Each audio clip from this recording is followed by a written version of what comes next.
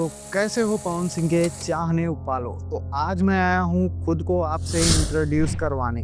तो मेरा नाम आदर्श सिंह है और मैं पवन सिंह जी का बहुत बड़ा फैन हूँ। नहीं नहीं, इनकी तरह नहीं, मेरा भाई कुछ अलग है। और वो ये है कि मुझे पक्ष विपक्ष सही गलत से कोई मतलब नहीं। मेरे लिए जो सही है वो है बस वही जो पवन भैया कहते हैं। तो इसीलिए मुझे वही सब्सक्राइब करेंगे जो पवन सिंह जी के लॉयल फैन होंगे, जो उनके कट्टर फैन होंगे, जो उनके सच्चे चाहने वाले होंगे, वही मुझे सब्सक्राइब करेंगे। मैं बिहार से तो नहीं, मेरा घर उत्तर प्रदेश के गोंडा जिले से है और जो गोंडा नहीं जानते उनको अयोध्या आने की ज़रूरत है।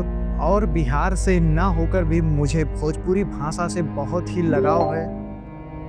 मैंने पवन भैया को रियल में बस एक बार देखा है और बाकी रील में तो मैं उनको डेली देखता रहता हूँ। हमारे यहाँ श्री बृजभूषण सिंह जी के यहाँ एक प्रोग्राम था जिसमें पवन भैया आए हुए थे। मैं उनसे बस 1 मीटर की दूरी पे ही था। उस समय वहाँ पे बहुत भीड़ थी और मैं उसी भीड़ का एक हिस्सा था। तो मैं पवन भैया से बस 1 मीटर की दूरी पे था और मेरे अंदर ऐसा जुनून आया कि मैं वहाँ पे चिल्लाने लगा कि पवन भैया जिंदाबाद।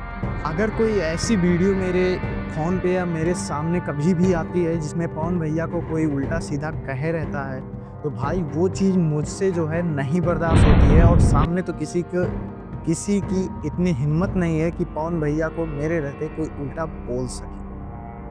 और मुझे पवन भैया की पूरी टीम में कोई पसंद है तो वो है विशाल भाई। भाई विशाल भाई ने जब से इसको पेला है ना भाई, तब से मेरा फेवरेट पवन भैया के टीम में से मेरे सबसे फेवरेट हो गए हैं मेरे विशाल भाई। और रही बात खेसारी लाल यादव की, तो वो मेरे इंस्टाग्राम के फीड में भी नहीं आते। और अगर गलती से कभी कभार किसी दोस्त ने मुझे उनकी कोई रील या कोई पोस्ट भेज भी दी तो मैं उस दोस्त को ज़िंदगी भर के लिए ब्लॉक कर देता हूँ इंस्टाग्राम। आज से 8 साल पहले मैंने पवन भैया की एक मूवी देखी थी, सपेरा, जिसके बाद से आज तक मैं उनका फ़ैन हूँ और हमेशा रहने वाला हूँ। तो मैं अपने अगले गाने में, तब तक हमारा ये वाला गाना आप सब सुनिए और एंजॉय कीजिए। चलता हूँ, राम राम।